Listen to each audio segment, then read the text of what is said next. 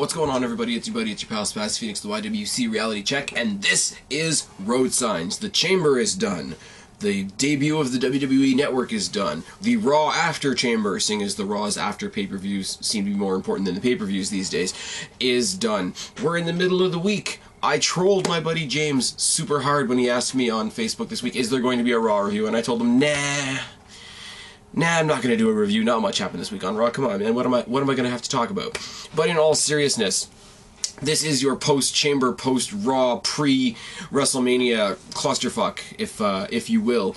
A couple of thoughts that I have going into WrestleMania, but before that, because I am open to other people's point of view, I'm going to look out there, you, and even you in the back, all of you that are sitting there and shitting on WrestleMania already, and you've already decided that it's going to be shit, and trying to pick everything apart, trying to find, pull negatives out of positives, which I don't really even understand. I will give you an opportunity to bitch all you want at me right now. I will give you yell, scream at your monitors why WrestleMania is going to suck. And I'm going to give you 5 seconds. 5, 4, 3, 2, 1. There you go. All of you can fuck off. This WrestleMania, and I'm sorry, Alex gave me a good plug the other week. Alex, Delexman, who, if you haven't crawled out from under your rock yet to subscribe to Delexman, you probably should, said to me the other week in his great series, Confessions of a Disgruntled Wrestling Fan, or Confessions of a Disgruntled WWE Fan was, I think, the name of his series, which everybody should check out. But he said in his video, if you want anybody that's going to put a positive spin on it, go subscribe to me. And first of all, very humbling. Coming from somebody like Delexman, who's as big a name as he is in the YWC, big thank you to Alex. But you know what, guys? It's not that hard, really. All you have to do is take the Daniel Bryan's not in the main event, so everything sucks hat off. That's really all you have to do, because even Daniel Bryan is going to get a spot, and we're going to talk about that in a minute, but I'm going to start in the mid-card, and I'm going to sneeze. Maybe? No, I'm not going to sneeze. I'm going to start in the mid-card, and I'm going to work my way up the card to what we have potentially going into WrestleMania. We still have the prolonging, and I'm going to start in the tag team division, because, tag team division is kind of down here right now, isn't it? And I'm still having sinus issues. Guys, I swear I'm not a crackhead or a coke addict. I'm not Rob Ford. This is not a thing. Tag team division. The rivalry seems to still be the Usos versus the Outlaws. The Usos lost a great match at the Elimination Chamber versus the New Age Outlaws. And the New Age Outlaws can still go. Just let me say, no, they're not spring chickens anymore, but they can still get it done in the ring. They're pulling the gold dust thing, which I'm going to get to in a second. But they lost in great fashion on the pay-per-view, and then they got a quick fluke-looking victory over the champions the next night on Raw, which means, by all accounts, that they are still the #1 contenders. If we can follow the New Age Outlaws versus the Usos to WrestleMania and have that blow off there, Outlaws at WrestleMania won't hurt my feelings at all. Usos getting a big moment at WrestleMania won't hurt my feelings at all. If you don't think that's enough, add the Rhodes Brothers. They are the immediate former champions. Goldust is still kicking ass. The brothers, coming together to save their jobs story is still, it's not fresh, but it's still potent enough to bring some emotional element to the match. And it doesn't seem like we're going to be getting the Rhodes Brothers feud, so why not put the brothers in there? Even if they don't win, they could pull off some wicked spots and they could have a WrestleMania moment. And if you really, really, really want to put the icing on the cake, throw in the Wyatt family. And yes, Bray Wyatt is busy with something that we're going to talk about in a minute. But the Wyatt brothers, if you want to call them that, of the family, Eric Rowan and Luke Harper, are wrecking balls, and they haven't even had a shot. They were the NXT Tag Team Champions. They just finished defeating The Shield, who were on a rampant tag team title run when they had the titles. There's all the reason in the world, and they've destroyed everybody. Like, they've been involved in destroying John Cena, Daniel Bryan, CM Punk when he was around, Dolph Ziggler. Did the Wyatts ever do anything to The Rock? No, that was The Shield. But you get my point. They've had big moments. They've had main event level moments, and they haven't even held mid-card gold yet. That's somewhat disturbing, isn't it? So the Wyatts almost have to be. Like, if the Outlaws lose to the Usos ahead of WrestleMania, Usos versus the Wyatts for the titles at Mania. Hands down, the Rhodes Brothers can go screw themselves. But there's many, many possibilities in the tag team division, and if some other things that I'm going to talk about later on don't happen, throw in the Real Americans. Why not? Divas Division. Divas Division, I will say I'm a bit concerned with. The match at Chamber, AJ versus Cameron, was just garbage. No rematch, please. Naomi, on the other hand, got hurt by Oksana with the whole eye orbit thing. Let me say something right now. I don't want anybody to get hurt. Naomi is not offensive in the ring. She's not my favorite diva by a landslide. You all know who that is. She's not offensive by any means in the ring. I don't want her to go away. Definitely don't want her to lose her livelihood or her sight or to be injured or anything like that. But, like, they were talking about Divas Championship match at WrestleMania for Naomi. No. And I'm sorry, I'm one of the few people that, you know, hasn't hopped on the cooch and jumped onto the Naomi train. It just isn't there. She's a cheerleader, and her finishing move is putting her ass in somebody's face. So she's the diva Rikishi, and not even. And I'm going to get a lot of flack for that, I'm pretty damn sure. But this is going to be from the same people, and yes, I hate the Bella Twins too. But I will stand here on my channel and proudly say that I've become a fan of Brie Bella over time for the improvement that she has made. She, like Naomi, also should not be in this spot, but I just find it funny that Naomi all of a sudden became the biggest thing in the Divas Division out of nowhere.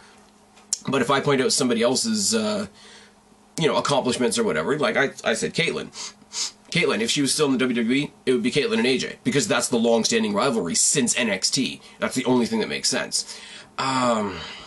Be that as it may, Cameron, no. Naomi, no. Tamina, it seems that's the way they're going because she's almost screwed her at the Elimination Chamber. I don't want to see that. I just don't.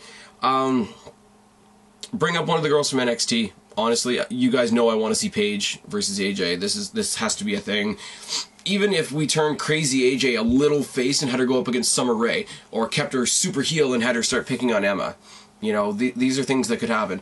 Obviously the dream match that's staring them in the face. Lita's going into the Hall of Fame this year. We could have a crazy fangirl Mickie James and Trish Stratus type scenario with AJ and Lita, where AJ sort of like begged Lita for a match. One match. Come on, you're my hero. Give me one match. You've seen the video. The whole world has seen me cry when I got your autograph. The least you could do is give me one match. I'll even put my belt on the line. It wouldn't take that much. I don't think it's going to happen, quite frankly, but if it did, it would be awesome. Orton and Batista. Now, let me say something. I'm going to sneeze. It's going to happen. It's going to happen. It's going to happen. It's not going to happen.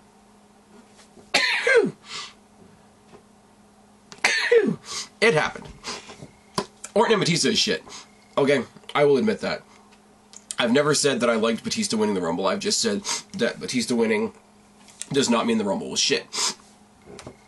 Orton trolling Batista on his return, and how the crowd hates him, and how they're all receiving him, and how they hate him, and is all fantastic. Orton costing Batista a match against Del Rio on Raw. Fantastic. Batista doing a Cena-type promo where he's like, oh, I'm here because I love this, and these people have freedom of speech, and they can cheer me. It is all bullshit. But what I do love, because I am an Orton fan, because of the Daniel Bryan shit, because everybody hates Batista by association with Daniel Bryan getting screwed so much, Randy Orton is going to get cheered out of the building at WrestleMania if this match doesn't change. Like, if it doesn't become a triple threat match or some other bullshit doesn't get thrown in the way, this match is going to turn Orton face, whether the WWE likes it or not. And that's really funny. Because normally what the WWE does is creates a babyface that we boo the hell out of. Right now, by putting Orton against Batista, they're making a heel that we are going to cheer the hell out of. And I don't know what they're going to do with that, because I don't know what that's going to do with the Authority storyline going on down the road, if the Authority storyline is even a thing after WrestleMania. But that's all I'm going to say about Orton and Batista for now. It's crap. But honestly, guys, I don't think it matters, because this isn't going to be the main event. Looking at some of the other stuff that's happening that we're going to talk about in a moment, I don't think this is going to be the main event of the pay-per-view, which is sad, because we finally have one unified title. We finally have the Royal Rumble match winner goes against this person, not that it's this big juggling act that it used to be. Now that it is singular, now that it is unified and solidified, this is the year, above all other years, that the winner of the Rumble and the title holder should main event the show. But it's not going to happen, not with this match. They will get booed out of the building. And I'm not even saying this because I have the great big bad hate for Batista that everybody else does. I'm not even saying this because I've lost any fandom for Randy Orton. I'm saying this because certain fans out there are butthurt, and reality is what it is. If they end WrestleMania with Batista versus Randy Orton, sad as it is to say, the fans are going to ruin it. The fans are going to shit on this show. I can see the fans, if this is the main event, being petty like they were at, what was it, I think Night of Champions, and wanting their money back because their guy wasn't in the main event. And that's sad. I'm not saying that this is going to be the main event to end all main events, but this is going to be booed out of the building worse than Cena versus Laurinaitis. I can guarantee you that, unless they do something to change it. Unless they do, like, you know, loser leaves town, or Daniel Bryan something. They could have Daniel Bryan stand in the corner and do nothing during this match, and the crowd would cheer him just because. And I mean, on the one hand, that's... I'm going to talk about Daniel Bryan in a minute, but I'm going to finish my thought here anyway. On the one hand, that's a really good showing of the fandom that they have for Daniel Bryan. On the other hand, it's really, really petty. I'm just saying. Let's talk about the Intercontinental Champion. Let's talk about Big E, no longer Langston. He's got a couple different routes that he could go with his Intercontinental Championship. And the route that he goes depends directly on where the Real Americans go. Because I could see him having a rematch with Jack Swagger, and most people don't want to agree with this, and I'm really even surprised that I'm saying it because I'm not a fan of Jack Swagger. But Big E Langston and Jack Swagger had a hell of a match at the Elimination Chamber, and I wouldn't mind seeing a round 2 at WrestleMania. It wouldn't steal the show, it wouldn't be super electric, but it would be solid, and I wouldn't say it didn't belong there. Is that fair? Like, it's not a headliner, it's not Rock Hogan, it's who we're going to get to in a second.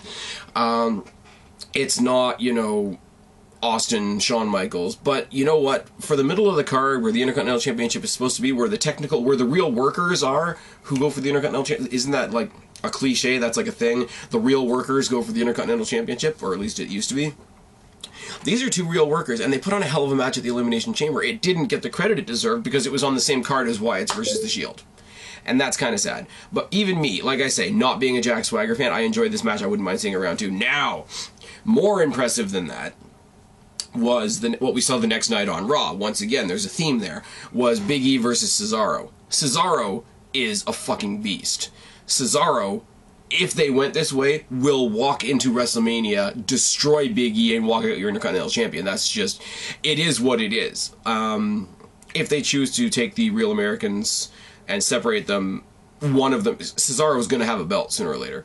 But here's the thing. Both of those scenarios, either Big E facing Swagger or Big E facing Cesaro, depend on if the Real Americans aren't facing each other, which I wouldn't mind seeing, or aren't going for the WWE Tag Team Championships, which I equally wouldn't mind seeing. I want to see either the Real Americans story end. I want to see Cesaro walk out with the Intercontinental Championship. I want to see Big E Langston defend again successfully against Jack Swagger, or I want to see the Real Americans walk out as Tag Team Champions. One of those things has to happen. And yeah, but what I'm saying is, if the Real Americans face each other, or if they go for the Tag Team Championships, they're not going to be in the Intercontinental title scene, and the next is the rumored opponent for Big E at WrestleMania, and that is Mark Henry. I know I really try to stay away from stuff like this. I know I commented in a couple videos ago about the whole gay straight thing when I was talking about Darren Young and Eon Izzle and John and how they're idiots and whatnot, but I try to make it not a prejudice thing. I try to make it not a hot button issue thing. I don't like saturating these videos with stuff like that. But if they do Big E Langston versus Mark Henry, I'm sorry. All that is WWE being lazy and let's have two big black guys run into each other like bulls. And I have no interest in seeing that. I have no interest in Mark Henry being the Intercontinental Champion. Is that... anyways. And, I mean, if they decided to go the right way with it, and if Big E Langston got the rub from Mark Henry, makes him look like a beast, etc., I get it.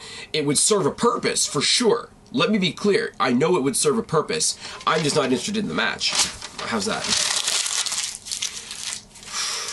Probably, depending on how it goes, probably my favorite match of WrestleMania, at least from what I've seen thus far, John Cena versus Bray Wyatt. And why? Because it's Bray Wyatt. And because it's John Cena not wrestling The Rock, not wrestling Triple H, and thank God not wrestling The Undertaker. I will give, okay, in all seriousness, I will give Cena a bit of credit. If he goes in and works a great match with Bray Wyatt at WrestleMania, whether he wins or loses, it does great things for Bray Wyatt. It puts him in that main event spotlight, even if it's not the main event of the show. Cena's promos are bothering me, and this is not a big surprise. You guys know that Cena's promos usually bother me, but usually his promos are something to the effect of, I cannot be defeated, I will not give up, I'm resilient, look at me go, I'm Superman, blah, blah, blah. And that's fine. What I don't like now is the fact that John Cena is openly on a microphone admitting what we've all known for years, and that is he is cock-blocking the young generation of talent coming into the WWE. He's doing it in a joking way. He's doing it in a way that's making him look like a fighting champion, all sportsmanlike and all that. If you want this place, you gotta win it from me. But really, it's a representation, and it's a big fuck you to all of us that don't like John Cena and everything that he stands for. But what he's saying is, you're only gonna get to be successful in this business if I let you.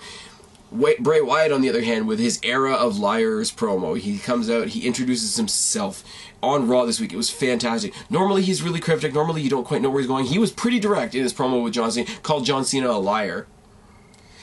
Called John Cena a liar, said John Cena was the hero. He knows why everybody looks to John Cena. John Cena's going to save the day as long as everybody looks towards him. And Bray Wyatt walks right up to him and says, my name is Bray Wyatt, we are the Reapers, and we are the ones that are going to kill this Era of Liars. And the beatdown on John Cena by the Wyatt family, oh, you guys all know it made me smile. Oh, yes. I like, and here's where I'm going to give John Cena a little bit more credit. One of the main reasons that I don't want to see John Cena versus Undertaker at WrestleMania ever is a lot of Undertaker's work towards WrestleMania is all on the mic, and it's all his cryptic language and the way he delivers himself and whatever, and he creates an ambience around himself, and he creates an allure and a mood around himself, which John Cena could kill in 2 seconds when he comes out and does his corny goofball humor. With Bray Wyatt, he could have the same effect. So far, he hasn't. He's responded with that big, yo, straight up guy, you're starting to fight, Jack, which is also corny, but it's at least John Cena's version of an attempt at being serious, and I mean, that's the best we're going to get out of John Cena, let's be real, but he's not making Bray Wyatt into a joke. He's kind of being condescending to him, but he's being condescending to him in that whole, this is my place, you're visiting, you're the new kid, I'm the big kid on the block. He's pulling a schoolyard bully bit, but he's not making it into a joke so far. So far, yes, we're only about a week-ish into this potential thing that's happening at WrestleMania. So far, I'm putting all my dollars and cents on this. I'm giving John Cena a bit of credit and believing that he's not going to totally fuck this thing up. If John Cena doesn't totally fuck this thing up, this could be a spectacular moment at WrestleMania for Bray Wyatt. And if he's going to go against Cena, I almost don't want the family around him for the match. All the way through the build-up, yeah, you can say Bray Wyatt is the bad guy. Of course he's got backup. Of course he's going to beat the fuck out of John Cena because John Cena's the golden boy. You need 3 people carrying chisels to, you know, knock off some of that armor. Fine.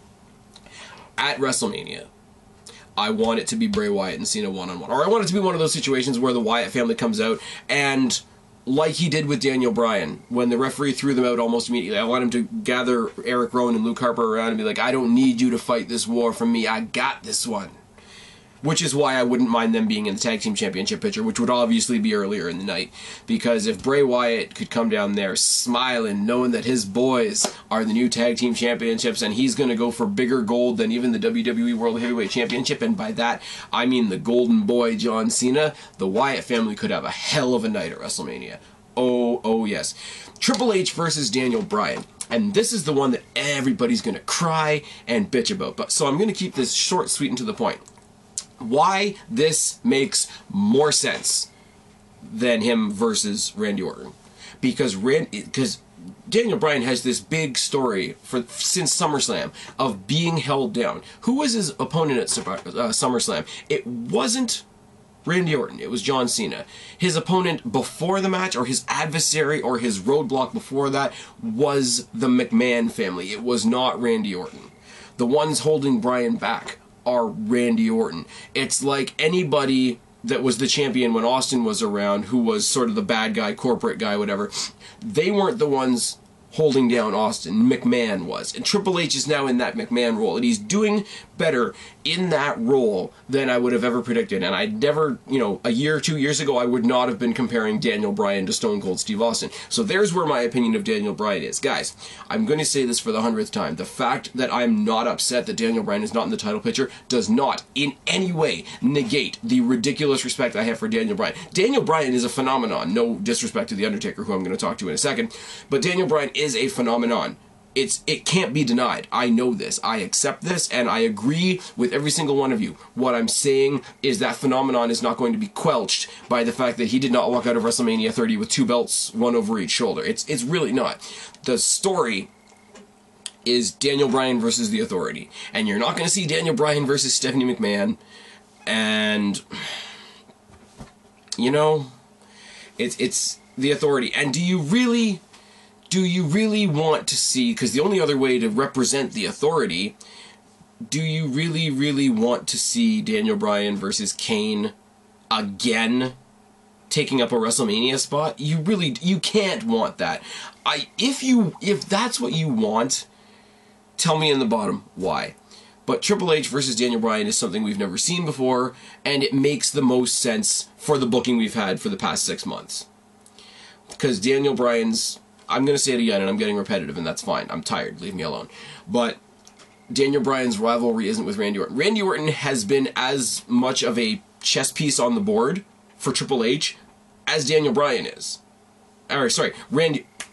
Did I say that properly? Randy Orton has been as much of a chess piece as Daniel Bryan is, as far as Triple H is concerned. Because, let's be fair, like, whenever Daniel Bryan was getting the upper hand on Randy Orton, the Authority were fucking with Randy Orton too. So, it's bizarre to say, but you can't really believe they hate each other, when in a lot of situations they've been in the same boat. And yes, I'm gonna be called crazy for saying that, but whatever.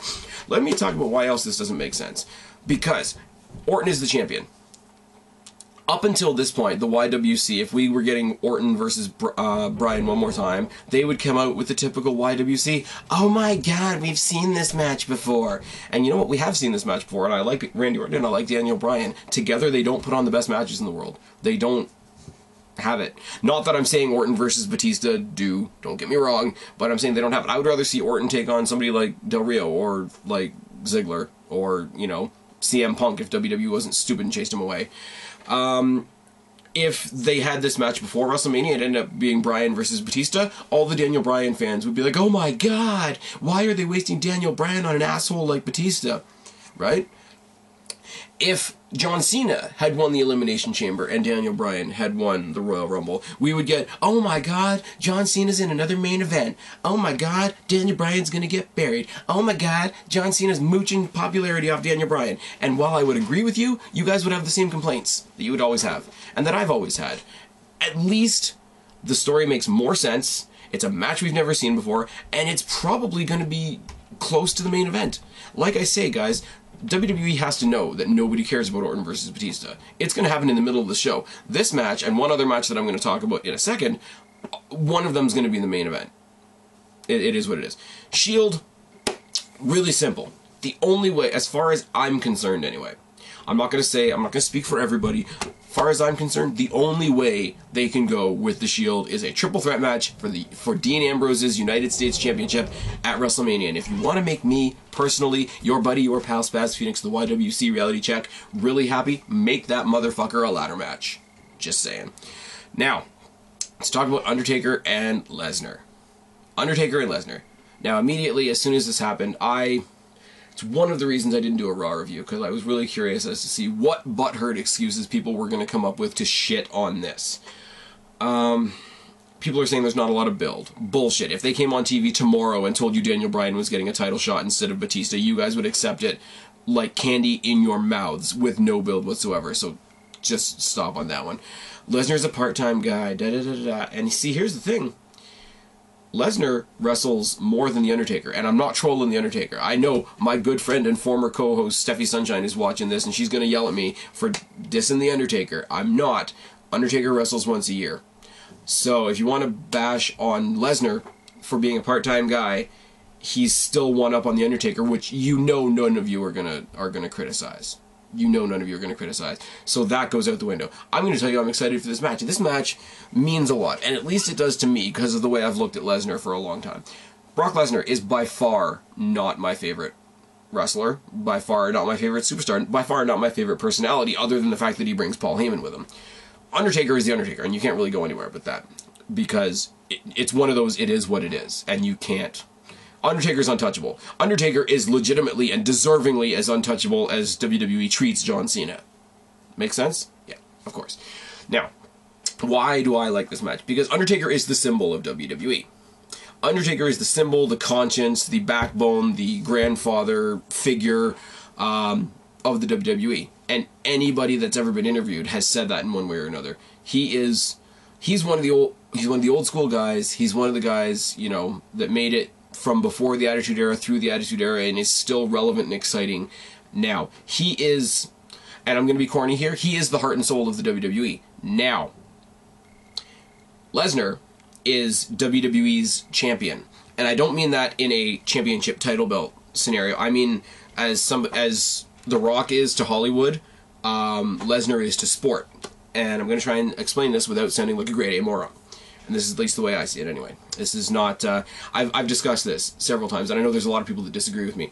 Wrestling fans as a whole come up against fans of quote-unquote real sports. You know, you got hockey fans, or basketball fans, or football fans, or boxing fans, or whatever. And they always try to say that, you know, what we do isn't real. It's bullshit, it's useless, it's pointless, it's whatever it is. Because their sport is real, and ours isn't. Now, we've got several things to the contrary. We've got WWE superstars that are former basketball players, WWE superstars that are former baseball, hockey, football, a lot of football players. You look at the Ron Simmonses, the Rocks, the Bradshaws, the Goldbergs. Hey, Goldberg, there's another shout out from my buddy James. Oh, excuse me, this is what happens when I have a drink when I'm sitting here chatting with you guys. But there is no bigger direct rival to pro wrestling right now than the UFC. And the UFC fans are more competitive and more in your face with wrestling fans than anybody else. UFC is here, WWE is here. It's one of those things, oh, you know, you outgrow the WWE and then you come up to a real sport. What I like about that and about this scenario and about the whole Lesnar story, say what you will about Lesnar. Yes, he is a selfish prick. Probably. He is a greedy prick. He picks and chooses what will make him the most money and what benefits him, and he probably doesn't give a shit about the WWE, if I was to guess, and its well-being and its future. As long as he gets a paycheck from Wrestlemania, he probably doesn't care if the place closes down the next day. I'm not delusional. But think about this for a second, guy. You're arguing with a UFC guy, or a UFC fan. You point out, here's Brock Lesnar that mastered our form of entertainment at such a young age. Left it, stepped out of our realm, stepped into your realm, stole your legitimate, real fighting belt, showed a bunch of your guys how things are supposed to be done, and then came back to the WWE. He went outside of the wrestling realm into another sport to shut up the non-believers, to shut up the naysayers, to shut up the, oh, you guys watch that fake bullshit, you know, WWE bashers, whatever you want to call it. He went, and whether he even meant to, or he probably doesn't give a shit about us, guys, like I'm saying. I'm not saying he's some great humanitarian, but whether he realizes it or not, or whether anybody around it, whether Dana White, Vince McMahon, Paul Heyman, or Brock Lesnar himself realized it, a little bit of all of us followed him to the UFC because we're like, yeah, maybe our guys are a little bit legit too. And shut them up and came back. That is why, although he's not my favorite wrestler, he's not my favorite superstar, he's not even my favorite person to watch in the ring, but that one little element is why I will always respect Brock Lesnar on some level. So you've got Undertaker, who's the heart and soul of WWE, and Lesnar, who's sort of like this outside the WWE outer champion. Those two elements coming together, and the amount of respect that I have for both guys, and the potential of the match are phenomenal. Are absolutely phenomenal. The other option, yes, would have been to give Daniel Bryan a shot at the streak, but then you guys would have hated The Undertaker when Daniel Bryan lost. So do you really want to hate The Undertaker? Do you really, really? Not even you in the back? Okay, we're good. We're on the same page. Speaking of turning the page, there is I'm not saying WrestleMania is perfect, guys. Not by a long shot. But what I am saying is that I'm pretty damn excited to prove to you guys that I'm not saying WWE is perfect, and I'm not saying, wow, there goes my light. There we go. That I'm not saying WrestleMania is perfect either. There is a bunch of people that are guaranteed going to be involved in WrestleMania that I don't want to see, that I don't care about seeing.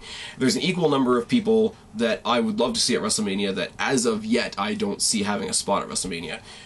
In WrestleMania, you know for sure that I could not give a fuck less about, but they will be on the card somewhere, somehow. Big Show will face heel, face heel, face heel, turn 20 times between now and WrestleMania, and then he'll end up in some bullshit match with somebody. If Mark Henry is not facing Big E, we'll probably see Big Show versus Mark Henry for the 100th time, or Big Show versus Great Khali in a battle of the tall guys, or Sheamus.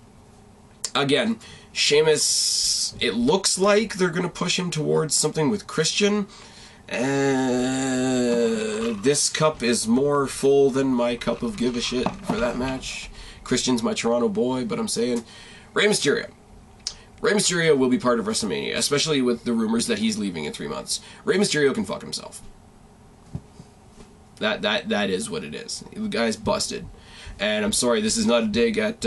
I know some of you out there would love to believe that this is a dig at my buddy Preston. It's really not. Biggest Rey Mysterio fan you'll ever see. Go check him out. But I have no time for Rey Mysterio, which is sad, because I really, really did back in the day, back when he was in his prime, back when he was in his element in WCW. Now it's just go away. As much respect as I have for him and what he can do in the ring, or what he used to be able to do in the ring, he's become a cartoon character. He's become a mini John Cena. He's become an overbooked, overhyped, washed-up guy, and I feel bad saying that, but it's true. Kofi Kingston. Overrated.com, but he'll be involved in something. Ryback, they've put way too much into him and the bullshit that he entails for him not to be in the show. Now, on the other side of the coin, we've got all the guys that I would love to see at WrestleMania, but looking at things so far, I don't see them having anything anywhere.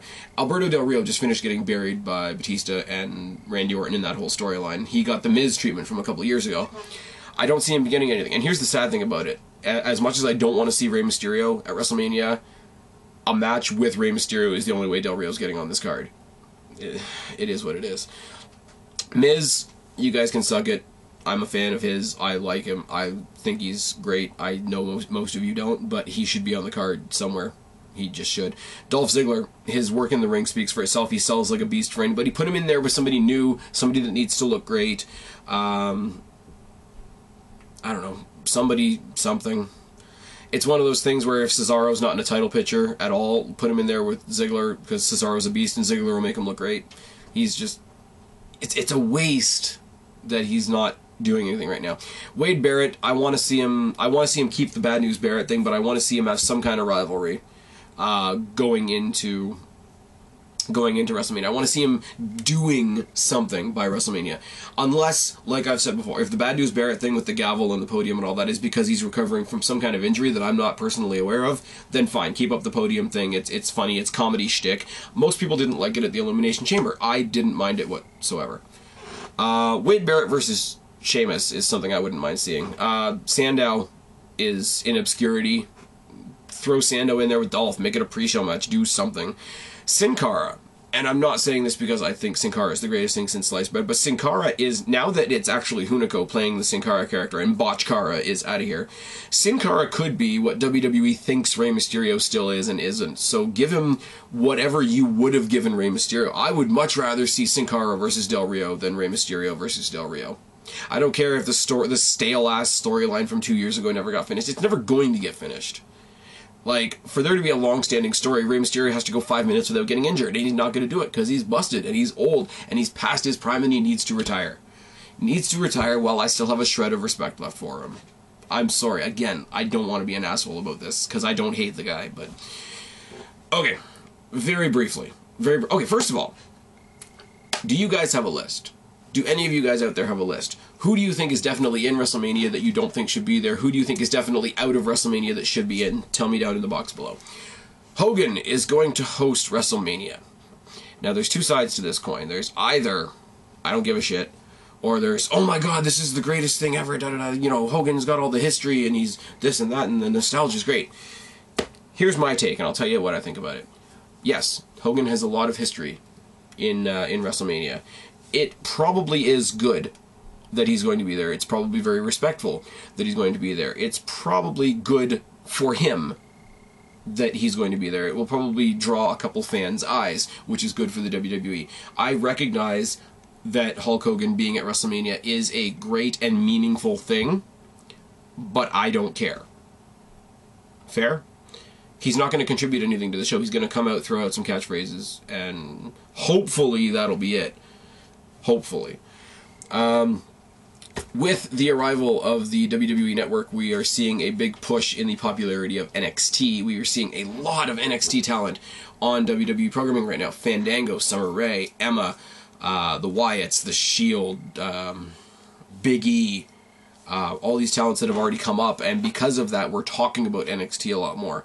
My question for you guys is, do you think there's room on the WrestleMania card, and do you want there to be room on the WrestleMania card for NXT? At least one of their champions, either Bo Dallas, the NXT Tag Team Champions, the Ascension, or, please God, Paige. I would love to see at least one of the NXT championships get defended at WrestleMania. I mean, come on. We've had WrestleManias where multiple tag team titles were defended. We've had WrestleManias where 3 or 4 different mid-card titles. We used to defend the hardcore title. We used to defend the ECW title. We had an NWA and NWA tag team champions at one point in the WWE. So you can't tell me that there's no room on the card to defend one of the NXT belts. And ironically enough, if they're only going to choose one champion, I would rather it be Paige. I would rather it be their women's champion. I don't give a shit about Bo Dallas, and I don't know enough about the Ascension, but Paige is phenomenal. And if we're not going to get that interpromotional, you know, AJ versus Paige, Divas champion versus women's champion thing going on, let them play out the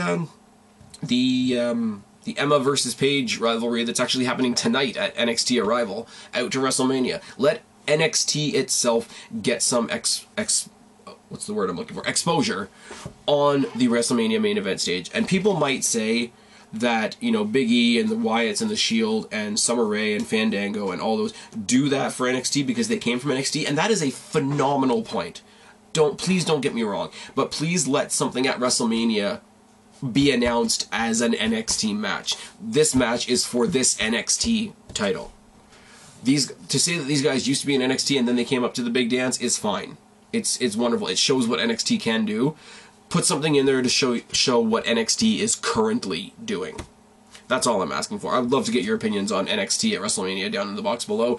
And the last thing that I'm going to say before I round this out, because we're already coming up on the 40-minute mark, we do not get the WWE Network in Canada. Not just yet. But I know a lot of you, a lot of my viewers, and a lot of my friends here in the YWC are in the States. And I know a lot of you have signed up for the network. I've heard some reviews. I've heard Preston from Wrestling Paradise has done a couple different little bits of reviewing on how the network is going. Some of it's good, some of it's not so good. I would love to hear more feedback on the WWE Network, because when it does come to Canada, I don't think I'm getting it. Like, I'm just saying, I'm just putting it out there. I already watch Raw for free. Anything else I can stream. Like, it is what it is.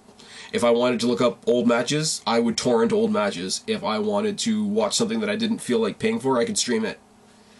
Like, I could sign up for the WWE Network right now, and if I was in the States, and get WrestleMania for $10. Or if I really, really wanted to, if I really didn't think WrestleMania was worth the money, which, pinpoint, I do, but if I didn't, I would stream it, and that would be free, and that would be another $10 in my pocket. I don't get it. I have no interest in the, like, Legends House and you know, all the recap shit. I just don't.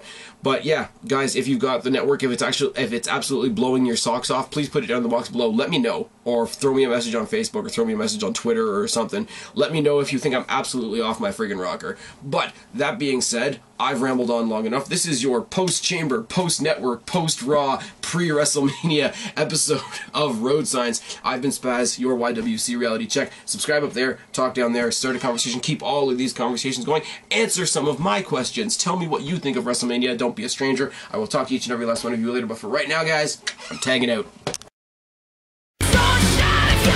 Like me, don't apologize. They can't hold you down. You were born to rise. It's our time now to come out. If you're a freak like me.